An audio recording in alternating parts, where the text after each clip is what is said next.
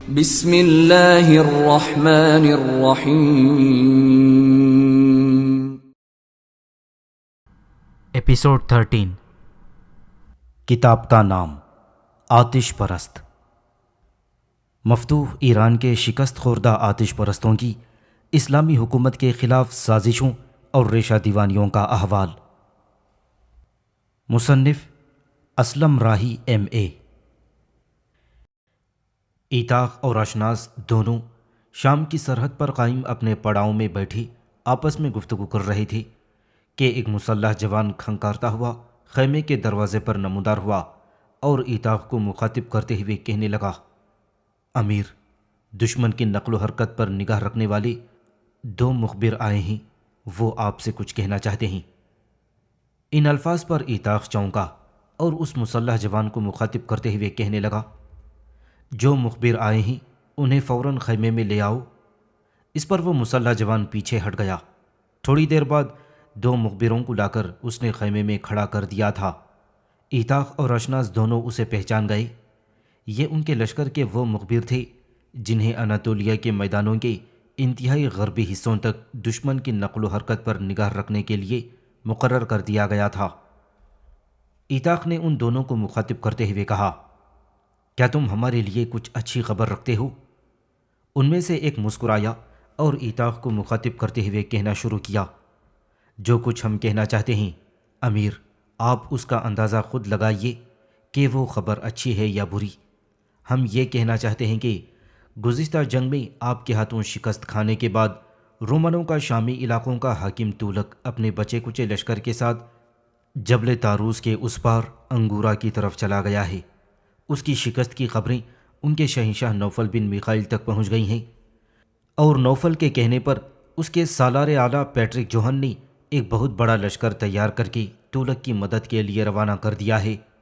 نوفل بن میخائیل کا خیال تھا کہ کچھ چھوٹے سالاروں کو وہ لشکر دے کر تولک کی طرف روانہ کرے گا اور تولک ایک بار پھر مسلمانوں کے خلاف قسمت آزمائی کرے گا، لیکن بعد میں اس نے اپنے فیصلے پر نظر ثانی کی۔ چھوٹے سالاروں کے ساتھ اس نے اپنے تیسرے درجے کا بڑا سالار فرزون بھی اس لشکر کے ساتھ بھیج دیا ہے۔ فرزون جو لشکر قسطنطنیہ سے لے کر آیا ہے وہ اناطولیہ کے میدانوں میں پہنچ چکا ہے۔ تولک اور وہ آپس میں مل چکے ہیں اور اب اپنی گزشتہ جنگ کا انتقام لینے کے لیے اور آپ پر حملہ آور ہونے کے لیے وہ مشرق کی طرف پیش قدمی کر رہے ہیں۔ سامعین سے گزارش کی جاتی ہے کہ ہمارے دونوں چینلز کے پلیٹ فارم سے جتنی بھی آڈیو بکس کی ریکارڈنگ کمپلیٹ ہو چکی ہے اسے خود بھی سنیں اور زیادہ سے زیادہ شیئر کرنے کی کوشش کریں، اور ہمارے سوشل میڈیا پلیٹ فارم کے لنکس ڈسکرپشن میں دیے گئے ہیں۔ ہمیں سبسکرائب اور فالو ضرور کریں تاکہ آپ کو ضروری اپڈیٹس ملتے رہیں، اور ہماری ٹیم کی فنانشیل سپورٹ کے لیے پیٹریون کی لنک ضرور چیک کریں۔ جزاک اللہ۔ فرزون جو لشکر قسطنطنیہ سے لے کر آیا ہے وہ اناطولیہ کے میدانوں میں پہنچ چکا ہے۔ تولک اور وہ آپس میں مل چکے ہیں اور اب اپنی گزشتہ جنگ کا انتقام لینے کے لیے اور آپ پر حملہ آور ہونے کے لیے وہ مشرق کی طرف پیش قدمی کر رہے ہیں۔ اتنا کہہ کر مخبر رکا، پھر وہ اپنا سلسلہ کلام جاری رکھتے ہوئے کہنے لگا، امیر محترم، جو لشکر تولک اور فرزون دونوں لے کر آ رہے ہیں افراد کے لحاظ سے وہ لشکر آپ کے لشکر سے دگنے سے بھی کہیں زیادہ ہے، لہٰذا میرے خیال میں ان کا مقابلہ کرنے کے لیے ہمیں امیر المؤمنین سے کمک اور مدد طلب کر لینی چاہیے۔ مخبر جب خاموش ہوا تو لمحہ بھر کے لیے ایتاخ مسکرایا، پھر اس کی چھاتی تن گئی اور وہ کہنے لگا، میرے عزیز، فکر مند ہونے کی کیا ضرورت ہے؟ دشمن کے پاس اگر ہم سے زیادہ اور دگنا لشکر ہے تو اس سے ہمیں خوف زدہ ہونے کا کیا مقام؟ اس سے پہلے بھی بہت سی اقوام اپنے کھوٹے دلوں کو کھڑا کرنے کے لیے ساگروں کے اندھوں دھاروں کی طرح ہم پر چڑھ دوڑیں، لیکن اس بے کراں آسمان تلے اور زمین کے اس زندان میں ہم نے انہیں بیاض وقت کے صفحے سے گرد سفر کی طرح اڑا مارا۔ اس سے پہلے بہت سے لوگ، بہت سے لشکر ہوس کی بھوک کے دوزخ کو بھرنے، حرص کے شکم اور تندور کی پیاس مٹانے، من و سلوہ کی تلاش میں ہم پر حملہ آور ہوئے، لیکن ہم نے فریب کے دھند میں لپٹے ان کے چہروں کے روپ کو ڈھلتی شام میں، ان کی تہذیب و تمدن کی بہاروں کو شاخوں میں گزرتے موسموں کی طرح بے نصب و بے گمان لمحوں سے بھی بدتر بنا کر رکھ دی۔ اگر رومن ہم سے دگنا لشکر لا رہے ہیں تو امیر المؤمنین سے کمک اور مدد مانگنے کی بھی کوئی ضرورت نہیں، ہم خود ہی ان کا مقابلہ کر لیں گے۔ ایک بات یاد رکھنا، لطف و لذت کی نارنگیوں میں تربیت حاصل کرنے والے، رقص و سرور اور رامش و رنگ میں پرورش پانے والے، اطلس و سنجاب کے ملبوسات پہننے والے جب ہمارے سامنے لہو کے پیراہن پھیلاتے میدان جنگ میں اور زندگی کو بے تکریم کرتی رزمگاہوں میں داخل ہونے لگیں گے تو اپنے تیز لمحوں سے ہم ان کے دلوں، ان کے ضمیر پر ایک کپ کپی طاری کر کر رکھ دیں گے۔ میرے عزیزوں، میں تمہیں یقین دلاتا ہوں کہ جب ہم بے کل کر دینے والی جستجو کے نئے ساحلوں اور خلا کے نئے آفاق پر زندگی کی اصل حقیقت اور آرزوؤں کے مقتل کی طرح دشمن کے روبرو آ جائیں گے تو میرے خداوند نے چاہا تو ہماری ضرب کو وہ برداشت نہیں کر سکیں گے، اور پہلے کی طرح ہم ان کے لشکریوں میں درد و فرقت کی پیوند لگی مایوسیاں پھیلاتے جائیں گے۔ دشمن کو آنے دو، پھر دیکھو میں اور اشناس اس کا کیا حشر کرتے ہیں۔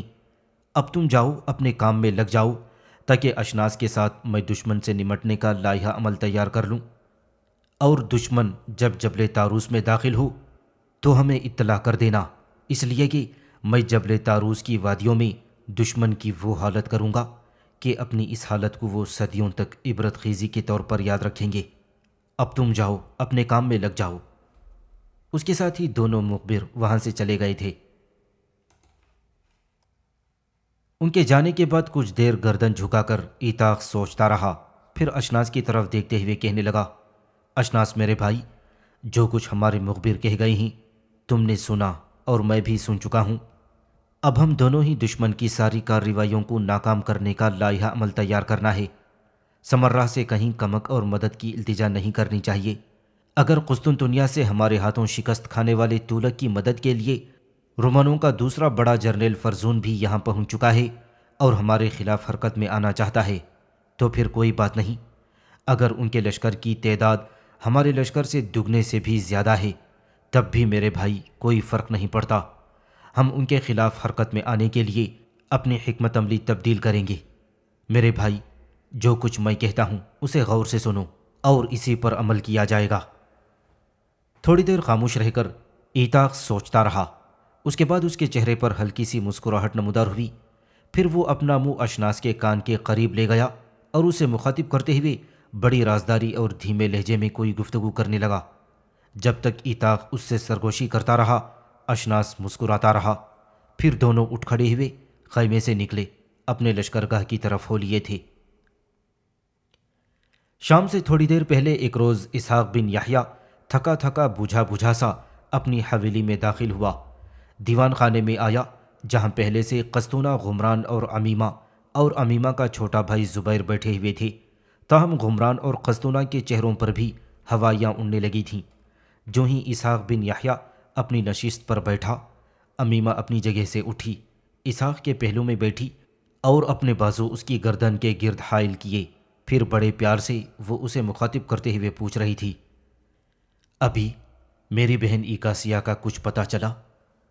بڑے اداس اور انتہائی تھکے تھکے انداز میں اسحاق نے اپنی بیٹی امیمہ کی طرف دیکھا، منہ سے کچھ نہ بولا، تاہم اس نے نفی میں گردن ہلا دی۔ اس کے اس انداز سے قسطونہ، غمران، امیمہ اور زبیر کو اور زیادہ اداس اور فکر مند کر دیا۔ اس موقع پر اسحاق بن یحییٰ کی بیوی غمران نے اسے مخاطب کرتے ہوئے کہا، آج کتنے دن ہو گئے ہیں ایکاسیہ کا کچھ پتہ نہ چلا؟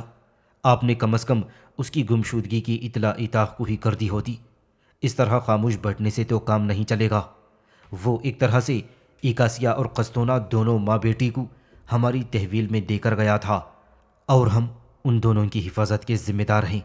اب جب کہ ایکاسیہ نہیں مل رہی تو اس کی اطلاع ہر صورت میں ایتاق کو ہونی چاہیے، اس لیے کہ غمران مزید کچھ کہنا چاہتی تھی کہ اس کی بات کاٹتے ہوئے اسحاق بول پڑا، غمران تم ٹھیک کہتی ہو، اس کی اطلاع ایتاق کو کرنا چاہیے، مگر افسوس میں اپنے آپ میں اتنا حوصلہ نہیں پاتا کہ اپنی بیٹی ایکاسیہ کی گمشدگی کی اطلاع ایتاق کو کر دوں۔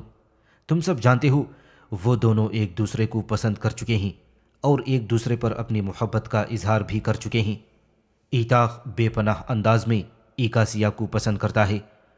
اب اس وقت جب کہ وہ سرحدوں پر دشمن کی آنکھوں میں آنکھیں ڈال کر دیکھ رہا ہوگا، اگر میں اسے ایکاسیہ کی گمشدگی کی اطلاع دیتا ہوں تو خدشہ ہے کہ وہ پریشان ہوگا۔ اسحاق جب خاموش ہوا تو قسطنہ بول پڑی، بھائی جو کچھ آپ کہتے ہیں درست ہے، لیکن ایکاسیہ کی گمشدگی کی اطلاع ہر صورت میں ایتاق کو دینی چاہیے۔ اس موقع پر اسے ایکاسیہ کے گم ہو جانے کی اطلاع نہ دی تو وہ زندگی بھر ہم سے گلہ شکوہ کرتا رہے گا۔ میں آپ سے پہلے بھی کہہ چکی ہوں، اب بھی کہتی ہوں کہ جس طرح آپ لوگ ایکاسیہ کو تلاش کر رہے ہیں وہ نہیں ملے گی، اسے رومن اٹھا کر لے گئے ہوں گے۔ اور میں یہ بھی کہہ سکتی ہوں کہ ایکاسیہ کو یہاں سے اٹھانے میں رومنوں کا سمرہ شہر میں کسی نہ کسی کے ساتھ رابطہ ضرور ہے۔ کسی نے انہیں خبر کی ہے کہ میں اور ایکاسیہ دونوں ماں بیٹی نے سمرہ میں پناہ لی ہے۔ کسی نے انہیں یہ بھی اطلاع کی ہوگی کہ ایکاسیہ ہر روز گھوڑ دوڑ کے لیے دریائے دجلہ کے کنارے جاتی ہے۔ قسطنہ جب خاموش ہوئی تو اسحاق نے پھر کہنا شروع کیا، میری بہن جو تم کہہ رہی ہو درست ہے۔ اس سلسلے میں آج میں امیر المؤمنین سے مل کر آیا ہوں۔ وہ بھی ایکاسیہ کی اس طرح گمشدگی پر انتہائی دکھ اور افسوس کا اظہار کر رہے تھے۔ انہوں نے اپنی طرف سے بھی کچھ آدمی مقرر کر دیے ہیں جو ایکاسیہ کو تلاش کرنے کی کوشش کریں گے۔ بہرحال ایک دو روز تک اگر کہیں بھی ایکاسیہ کی نشاندہی نہ ہوئی تو میں اس حادثے کی اطلاع ایتاق کو کر دوں گا۔ آپ لوگ بالکل بے فکر رہیں۔ پھر اسحاق بن یحییٰ مزید کچھ کہنا چاہتا تھا کہ غمران اپنی جگہ سے اٹھ کھڑی ہوئی، قسطنہ کا ہاتھ پکڑا اور کہنے لگی، میری بہن اٹھو، اس موضوع پر بات کرتے ہوئے دل جلتا ہے۔ چلو دونوں بہنیں مطبخ میں کام کرنے لگیں۔ بے دلی کا اظہار کرتے ہوئے قسطنہ اٹھ گئی اور غمران کے ساتھ مطبخ کی طرف چلی گئی تھی۔ رومن جرنیل فرزون اور رومنوں کے ارض شام کے حاکم اور بہترین جرنیل تولک نے ایک بہت بڑے لشکر کے ساتھ انگورا شہر کے نواح میں قیام کیا ہوا تھا اور مسلمانوں پر ضرب لگانے کے لیے اپنے لشکر کو استوار کر رہے تھے۔ انگورا یعنی انکارا ترکی کے موجودہ شہر انقرہ کا پرانا نام ہے، جو بحر اسود سے 125 میل کے فاصلے پر سطح سمندر سے 400 فٹ بلند اور ارد گرد کے اپنے علاقے سے لگ بھگ 500 فٹ بلند پہاڑی پر واقع تھا۔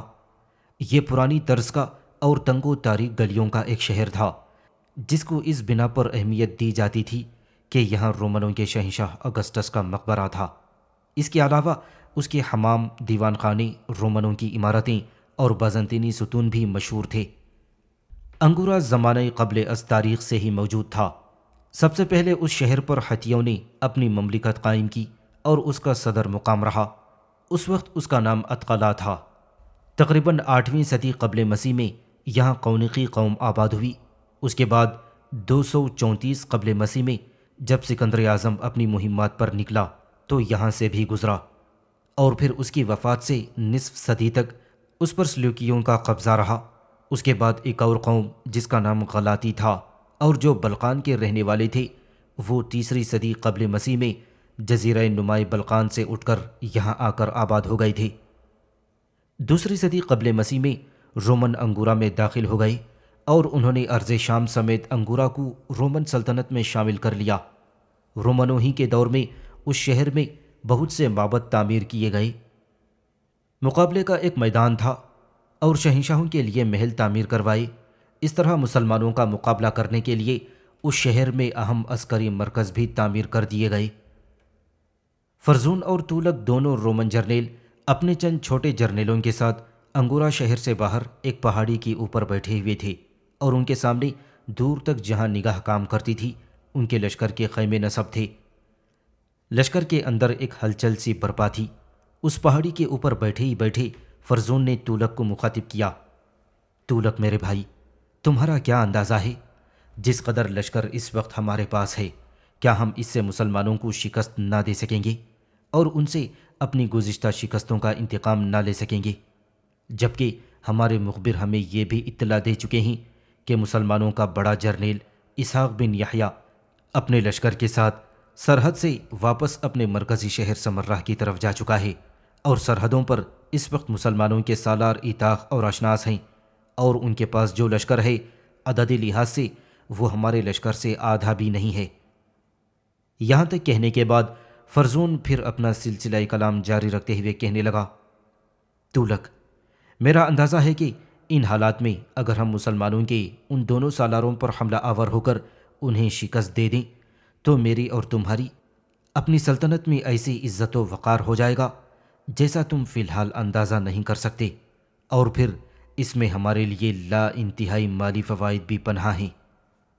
تم جانتے ہو نوفل بن میخائیل نے اس شخص کے لیے جو مسلمانوں کے سالار ایتاخ کو زندہ پکڑ کر لائے گا یا اس کا سر کاٹ کر اس کے سامنے پیش کرے گا، اسے وہ 100 سرخ اونٹوں کی قیمت دینے کا انعام مقرر کر چکا ہے، اور یہ کوئی چھوٹی رقم نہیں۔ فرزون رکا اور اس کے بعد وہ پھر بول پڑا، تولک، ہمارے مخبر یہ بھی اطلاع دے چکے ہیں کہ مسلمانوں کے سالار ایتاخ اور اشناس نے جبل تاروس کے اس پار کھلے اور وسیع میدانوں میں قیام کر رکھا ہے۔ اناتولیا کے میدانوں کی وہ شاہراہیں جو جبل تاروس سے ہو کر گزرتی ہیں، ان کے ذریعے ہی ہم آگے بڑھیں گے اور مسلمانوں کے ان دونوں سالاروں سے ٹکرائیں گے۔ نہ ان پر شبخون مارا جائے گا اور نہ ان پر اچانک حملہ کیا جائے گا۔ ان کے سامنے جا کر لشکر کو پڑاؤ کرنے کے لیے کہا جائے گا۔ ایک رات لشکر کو مکمل آرام کرنے دیا جائے گا، تاہم مسلمانوں کے شبخون سے بچنے کے لیے پوری احتیاط برتی جائے گی۔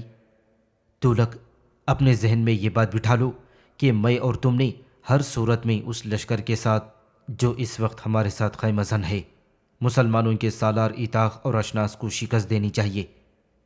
وہ لشکری جو میں اپنے ساتھ قسطنطنیہ سے لے کر آیا ہوں، ان کے ذہن میں یہ بات میں نے ڈال دی ہے کہ اول یہ کوشش کرنی ہے کہ ہر صورت میں مسلمانوں کے سالار ایتاخ کو زندہ گرفتار کیا جائے۔ اگر ایسا ممکن نہ ہو تو پھر اسے بھاگنے نہ دیا جائے، ہر صورت میں اس کی گردن کاٹ دی جائے، اس لیے کہ وہ اب ہمارے لیے بڑا قیمتی ہو چکا ہے، اور اسے پیش کرنے سے ہمارے لیے فلاح اور بہتری کے در کھل سکتے ہیں۔ یہاں تک کہنے کے بعد فرزون لمحہ بھر کے لیے رکا، پھر دوبارہ تولک کو مخاطب کرتے ہوئے کہنے لگا، جو گفتگو میں نے اب تک کی ہے، کیا تم اس سے اتفاق کرتے ہو؟ تولک مسکرایا اور فرزون کے شانے پر ہاتھ رکھ کر کہنے لگا، اتفاق نہ کرنے کا سوال ہی پیدا نہیں ہوتا۔ بھائی میرے، جو کچھ تم نے کہا ہے ایسا تو ہمیں کرنا ہی پڑے گا، لیکن جہاں تک مسلمانوں کے سالار ایتاخ کو گرفتار کرنے یا اس پر قابو پانے کا سوال ہے تو یہ کام کوئی اتنا آسان نہیں۔ یہ جو چھوٹے سالار میرے پاس بیٹھے ہوئے ہیں، ان میں سے کچھ ایسے بھی ہیں جن کا ان کے ساتھ جنگوں میں کئی مرتبہ پالا پڑ چکا ہے۔ ان کا کہنا ہے کہ ایتاخ کو شکست دینا یا ان پر قابو پانا ایک انتہائی خطرناک مہم سے بھی زیادہ خوفناک اور بدتر ہے۔ فرزون مسکرایا اور کہنے لگا، اس ایتاخ کی ایسی تیسی، اس بار میں اس کے ماتھے پر، اس کی پیشانی پر ذلت کی وہ مہرے لگاؤں گا کہ تاریخ کے اوراق میں اس کا نام بدنام ہو کر رہ جائے گا۔ اس کے بعد فرزون نے اپنے سامنے بیٹھے چھوٹے سالاروں کی طرف دیکھا اور کہنے لگا، تم میں سے کوئی ایسا ہے جو اس سے پہلے مسلمانوں کے سالاروں کے خلاف جنگوں میں ایک سے زیادہ مرتبہ حصہ لے چکا ہو، جس نے اسے قریب سے جنگ لڑتے اور جنگ کرتے دیکھا ہو، اور جس نے قریب رہ کر اس شخصیت کا جائزہ لیا ہو؟ فرزون کے اس سوال پر ایک سالار نے اپنی طرف اشارہ کیا، باقی سالار بھی اس کی طرف اشارہ کر رہے تھے۔ ہاتھ کے اشارے سے فرزون نے اسے قریب بلایا اور فرزون کے سامنے آ کر بیٹھا۔ پھر فرزون نے اسے مخاطب کرتے ہوئے کہا، ذرا مجھے مسلمانوں کے سالار جس کا نام ایتاخ ہے اس سے متعلق تفصیل بتاؤ، وہ کیسا انسان ہے اور جنگ کے دوران اس کی کارکردگی کیسی رہتی ہے؟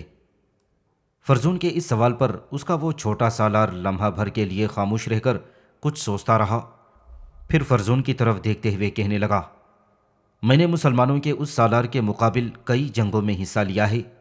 میں نے اس جنگ میں بھی حصہ لیا ہے جس میں اس نے انفرادی مقابلے میں قسطنطنیہ کے بہترین تیغزن زرمان کو بڑی آسانی سے اپنے سامنے زیر کر لیا تھا اور اس کی گردن کاٹ کر رکھ دی تھی۔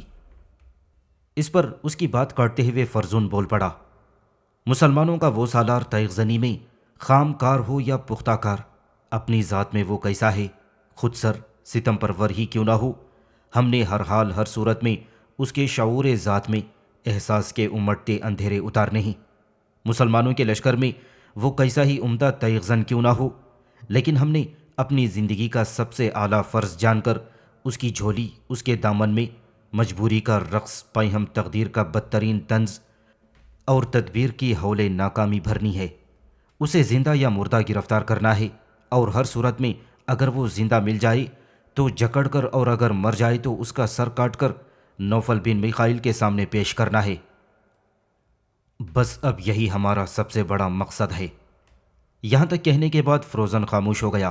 کچھ دیر تک خاموش رہ کر سوچتا رہا، پھر اپنے ساتھی جرنیل تولک کو مخاطب کرتے ہوئے کہنے لگا، تولک، میرے خیال میں اب اٹھو، اپنے لشکر کے اندر چلیں. لشکر میں جا کر اعلان کر دو کہ لشکری آج کی رات پرسکون رہ کر آرام کر لیں، اس لیے کہ کل صبح ہی صبح مسلمانوں کے جرنیل ایتاخ اور اشناس سے جنگ کرنے کے لیے ہم یہاں سے کوچ کریں گے. تولک کے علاوہ چھوٹے سالاروں نے بھی اس تجویز سے اتفاق کیا، اور پھر وہ اپنی جگہ سے اٹھ کھڑے ہوئے اور چھوٹی سی اس پہاڑی کی بلندی سے اترتے ہوئے اپنے لشکر کی خیمہ گاہ کی طرف جا رہے تھے. اگلے روز صبح ہی صبح تولک اور فرزون دونوں نے اپنے لشکر کے ساتھ جبل تاروس کی طرف کوچ کیا تھا. فرزون اور تولک ابھی کوہستان تاروس سے ذرا فاصلے پر تھے کہ سامنے کی طرف سے ان کے کچھ مخبر آتے دکھائی دیے. ان کی طرف دیکھتے ہوئے فرزون نے اپنے لشکر کو روکا نہیں، اسی رفتاری سے سفر کرتا رہا. جب وہ مخبر قریب آئی تو فرزون نے انہیں اشارے سے اپنے گھوڑوں کو موڑنے اور اپنے ساتھ ساتھ چلنے کے لیے کہا، اور پھر مخبروں نے گھوڑوں کو موڑا. وہ اپنے گھوڑوں کو فرزون اور تولک کے قریب لے گئے. ان میں سے ایک فرزون کی طرف دیکھتے ہوئے کہنے لگا، میں آپ کے لیے ایک اچھی خبر لے کر آیا ہوں. میں اور میرے ساتھی جبل تاروس کے اس پار مسلمانوں کے علاقوں تک گئے تھے، اور آپ سے یہ کہنا چاہتا ہوں کہ مسلمانوں کا سالار ایتاخ اور اشناس دونوں اپنے لشکر کے ساتھ سرحدوں سے ہٹ گئے ہیں. وہ کہاں گئے ہیں کچھ پتہ نہیں. بہرحال مخبر مزید کچھ کہنا چاہتا تھا کہ فرزون نے ایک مکروہ قہقہہ لگایا، پھر اس کی بات کاٹتے ہوئے بولا، جانا انہوں نے کہا ہے، انہوں نے میرا سن لیا ہوگا کہ قسطنطنیہ سے اناطولیہ کے میدانوں میں پہنچ چکا ہوں اور تولک کے ساتھ ہوں. لہٰذا وہ اپنے لشکر سمیت اپنی سرحدوں سے مرکزی شہر سمرہ کی طرف بھاگ گئے ہوں گے. فرزون رکا، پھر اس کے بعد تولک کی طرف دیکھتے ہوئے کہنے لگا، تولک، میرا دل کہتا ہے حالات خود بخود ہمارا ساتھ دینے پر آمادہ ہیں.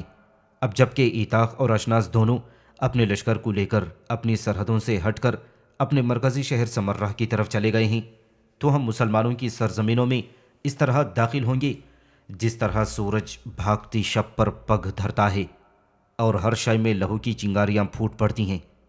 مسلمان اب ہمارے سامنے اپنے ہی علاقوں کے اندر بے سر و سامان بھوکے گدھوں کی طرح بھاگیں گے، اور ہم ان پر بار بار حملہ آور ہونے کی عادت کچھ اس طرح ڈالیں گے کہ جس طرح عادتاً کوئی نوجوان کسی خوبصورت حسینہ کو دیکھنے کا عادی ہو جاتا ہے.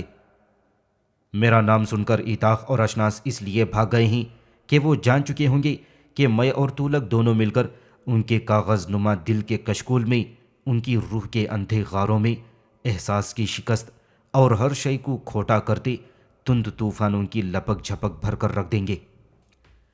تولک، میں ابھی سے مسلمانوں کے علاقوں میں اپنے توانا گھوڑوں کی ہنہناہٹ اور مسلمانوں کی آسمان کو لرزا دینے والی مہیب چیخیں سن رہا ہوں. میں نے سن رکھا تھا کہ یہ ایتاخ اپنے روپ میں اپنے لشکریوں کے لیے بڑا شفیق ہے، لیکن ہم تو اس کی عمیق جرت مندی کو بھی لہوئے رنگ میں غرق کر کے رکھ دیں گے.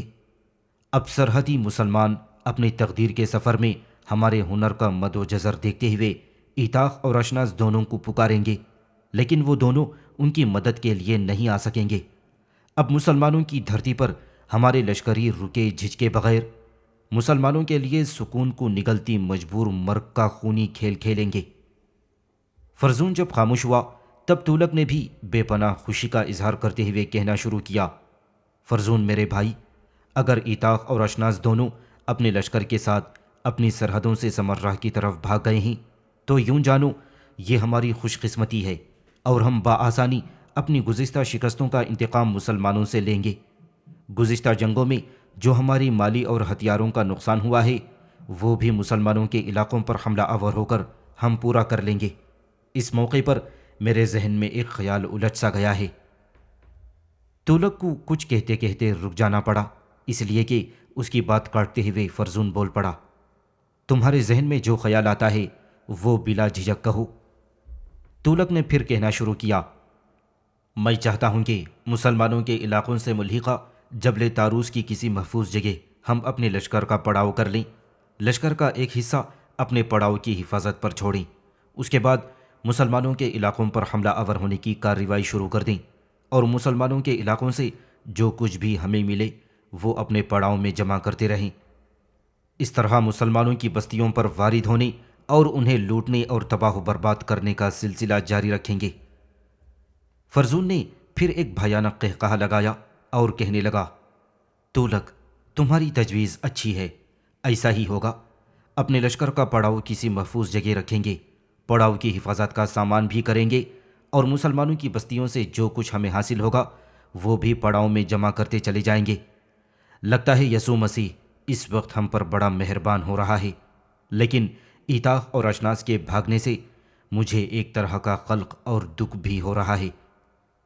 چونکنے کے انداز میں تولک نے فرزون کی طرف دیکھا اور پھر کہنے لگا، وہ کیوں؟ میں سمجھتا ہوں ان دونوں کے اس طرح اپنے مرکزی شہر کی طرف چلے جانے سے ہمارے لیے کامیابی اور کامرانیوں اور فلاح کے دروازے آپ سے آپ کھل گئے ہیں۔ فرزون نے ایک گہری نگاہ تولک پر ڈالی، پھر تعصف بھرے انداز میں کہنے لگا، میرے عزیز، ایک نقصان بھی تو ہو گیا ہے۔ نوفل بن میخائیل نے ایتاخ کو زندہ پکڑنے یا اس کا سر کاٹنے والے کے لیے 100 سرخ اونٹوں کی قیمت کا انعام مقرر کر رکھا ہے۔ اب جب کہ ایتاخ اپنے لشکر کے ساتھ بھاگ چکا ہے تو میں سمجھتا ہوں میں اس انعام سے محروم رہوں گا، حالانکہ میں نے اپنے من میں ٹھان رکھی تھی کہ ہر صورت میں میں اس ایتاخ کو زندہ گرفتار کرنے کی کوشش کروں گا، اور اگر اسے میں زندہ نہ پکڑ سکا تو اس کی گردن کاٹ کر ضرور نوفل بن میخائیل کے سامنے رکھوں گا اور اس سے 100 سرخ اونٹوں کی قیمت انعام کے طور پر وصول کروں گا۔ لیکن اب جب کہ ایتاخ مقابلہ کیے بغیر ہی بھاگ چکا ہے تو میں سمجھتا ہوں کہ میں اس انعام سے محروم رہوں گا۔ بہرحال جو رقم اس کا سر کاٹنے سے ہمیں ملتی، اس کی کمی ہم مسلمانوں کی بستیوں پر حملہ آور ہو کر پورا کر لیں گے۔ فرزون کی اس گفتگو کے بعد سفر پہلے کی طرح جاری رہا۔ وہ بڑی میانہ روی سے آگے بڑھ رہے تھے اور فرزون نے آنے والے مخبر کو حکم دیا کہ وہ گھوڑوں کو سرپٹ دوڑاتے ہوئے آگے بڑھ جائیں اور جبل تاروس کی اس جگہ جہاں مسلمانوں کا علاقہ شروع ہوتا ہے وہاں کسی محفوظ جگہ کو تلاش کریں جہاں ہم اپنے لشکر کے ساتھ پڑاؤ کر سکیں۔ فرزون کے کہنے پر ان مخبروں نے گھوڑوں کو ایڑ لگائی اور وہ اپنے گھوڑوں کو سرپٹ دوڑاتے ہوئے کوہستان تاروس کی طرف بڑھے چلے جا رہے تھے۔ فرزون اور تولک دونوں جب اپنے متحدہ لشکر کے ساتھ کوہستان تاروس میں داخل ہو چکے تب ایک بار پھر ان کے سامنے ان کے مخبر آ گئے اور انہیں مخاطب کرتے ہوئے فرزون نے پوچھا، اب تم کیا خبر لے کر آئے ہو؟ اس پر ایک مخبر کہنے لگا، اس بار ہم ایک مختلف سی خبر لے کر آئے ہیں۔ صرف 1 میل آگے کوہستانی سلسلے کے اندر ایک کافی بڑی وادی ہے، کھلے وسیع میدان میں انہی میدانوں کے اندر یہ شاہراہ گزرتی ہے جس پر آپ سفر کر رہے ہیں۔ ان میدانوں کے اندر ایک لشکر آپ کی راہ روکنے کے لیے تیار کھڑا ہے اور یہ لشکر مسلمانوں کا ہے۔ مخبروں کی اس اطلاع پر فرزون نے کچھ سوچا، گہری نگاہ اس نے تولک پر ڈالی، پھر مخبروں کو مخاطب کرتے ہوئے بولا، کیا وہ لشکر مسلمانوں کے سالار ایتاخ کا ہے؟ نہیں، اس لشکر میں ایتاخ نہیں ہے، چھوٹا سا ایک لشکر ہے۔ اس سے پہلے جو لشکر ایتاخ کے پاس تھا ان وادیوں میں رونما ہونے والے لشکر کی تعداد اس لشکر سے آدھی ہے۔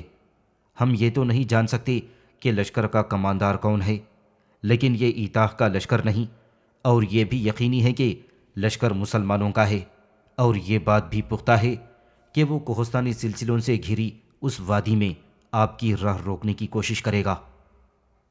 اس ساری گفتگو کے جواب میں فرزون نے پہلے بدی کے سوداگروں کا سا ایک بھرپور قہقہہ لگایا اور پھر کہنے لگا، اب مسلمانوں کا جو بھی لشکر ہمارے سامنے آئے گا ہمیں اس کی کوئی پرواہ نہیں۔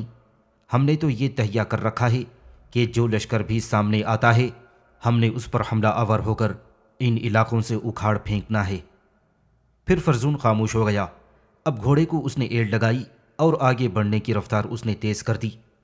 1 میل آگے جا کر فرزون اور تولک جب اپنے لشکر کے ساتھ کوہستانی سلسلوں سے گھرے اس کھلے میدانوں میں داخل ہوا تب انہوں نے دیکھا ایک لشکر ان کی راہ روکے کھڑا تھا اور جنگ کی ابتدا کرنے کے لیے اپنی صفیں درست کر چکا تھا۔ فرزون اور تولک نے بھی ان کے سامنے آنے میں دیر نہیں کی۔ جس قدر ان کا سامان تھا اسے پیچھے رکھا اور اس کے سامنے انہوں نے بھی اپنی صفیں درست کر لی تھیں۔ مسلمانوں کے لشکر نے فرزون اور تولک کی راہ روکی تھی۔ اس کی کمانداری اشناس کر رہا تھا، لیکن خود ایتاق وہاں موجود نہیں تھا۔ اپنے سامنے چھوٹے سے لشکر کو دیکھتے ہوئے فرزون اور تولک کے حوصلے پہلے سے بھی بلند ہو گئے تھے۔ جس وقت صفیں درست ہو چکیں تب تولک کو مخاطب کر کے فرزون کہنے لگا، حیرت ہے کہ مسلمان اس چھوٹے سے لشکر کے ساتھ ہماری راہ روکنے کے لیے اس کوہستانی سلسلے میں آن گھسے ہیں۔ لگتا ہے یہ سارے لشکر اور ان کا سالار موت کی منڈی میں بکنے اور نیلام ہونے کے لیے آپ سے آپ ہمارے سامنے آن کھڑا ہوا ہے۔ اس کے بعد لشکر کو برابر 2 حصوں میں تقسیم کیا گیا اور پھر ایک ساتھ فرزون اور تولک اشناس کے لشکر پر حملہ آور ہو گئے۔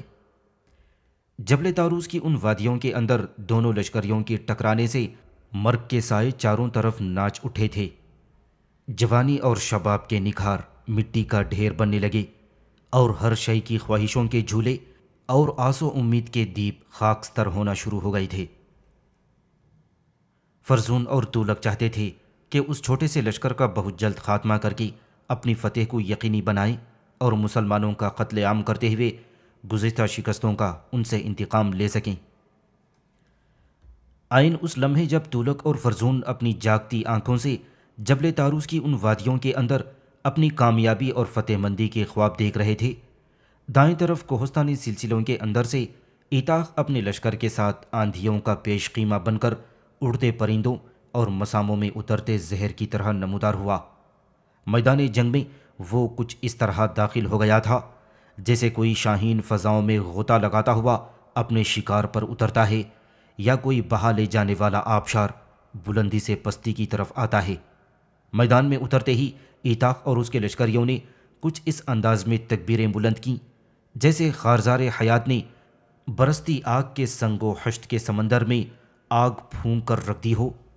اور پھر فرزون اور تولک کے لشکر کی ایک جہت پر ایتاق کرب کی تفہیم کے شاطرانہ ڈھنگ اور بدلتے تند شفاق لمحوں، وقت کی تاریک کی کرچیوں میں صداؤں کی حصار کو توڑتے موت کے کاروانوں اور زخم خوردہ تصورات کی طرح رگوں پے میں پیوست ہو جانے والے درد کے سرمئی دھندلکوں کی طرح حملہ آور ہو گیا تھا۔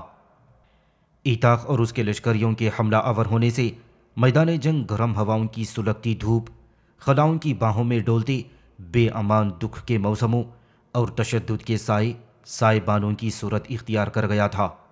فرزون اور تولک زیادہ دیر تک ایتاق کے جان لیوا حملوں کا سامنا نہ کر سکے اور بڑی تیزی سے ان کی حالت بے کسوں اور ناتوانوں کی طرح محفوظ راستوں سے ہٹتی زندگی سفر کی دھول سے اٹی ہجر کے کرب کی طرح ہونا شروع ہو گئی۔ اور ایتاق کے حملہ آور ہونے سے سامنے کی طرف سے اشناس اور اس کے لشکریوں کے حوصلے اور بھی بلند ہو گئے اور وہ پہلے سے بھی زیادہ بے خوف، جرأت مندانہ اور نڈر ہو کر حملہ آور ہونے لگے تھے اور دشمن کی صفوں کو چیرتے ہوئے آگے بڑھنے کی کوشش کرنے لگے تھے، جبکہ ایک پہلو سے ایتاق نے دشمن کے ایک حصے کا مکمل صفایا کر دیا اور اب وہ دشمن کے وسطی حصے کو میدان جنگ کا مرکز بنا چکا تھا۔ یوں سامنے اور وسطی حصے میں اس طرح سے فرزون اور تولک کے لشکریوں کا قتل عام شروع ہو چکا تھا۔ یہ کیفیت زیادہ دیر تک فرزون اور تولک برداشت نہ کر سکے۔ اپنی شکست انہوں نے تسلیم کی اور پھر بھاگ کھڑے ہوئے۔ ایتاق اور اشناس دونوں نے اپنے متحدہ لشکر کے ساتھ دور تک بھاگتے دشمن کا تعاقب کیا۔ فرزون اور تولک کی بدقسمتی تھی کہ وہ تو مسلمانوں کی بستیوں میں لوٹ مار کر کے اپنی گزشتہ شکستوں کا نقصان پورا کرنے آئے تھے، لیکن جو مال و اسباب، کھانے پینے کی جو اشیاء اور ہتھیار اپنے لشکر کے اندر وہ رکھتے تھے ان سے بھی محروم ہو گئے۔ دور تک تعاقب کرنے کے بعد ایتاق نے یہ تعاقب ترک کر دیا اور پھر اپنے لشکر کے ساتھ اس جگہ آیا جہاں فرزون اور تولک کے ساتھ ان کی جنگ ہوئی تھی۔ وہیں اپنے زخمیوں کی دیکھ بھال کی گئی، دشمن کے پڑاؤ پر قبضہ کر کے اس کی ہر چیز کو سمیٹا گیا اور اس کے بعد لشکر پھر اسی سمت جا رہا تھا جہاں انہوں نے سرحد پر پہلے اپنا پڑاؤ کر رکھا تھا۔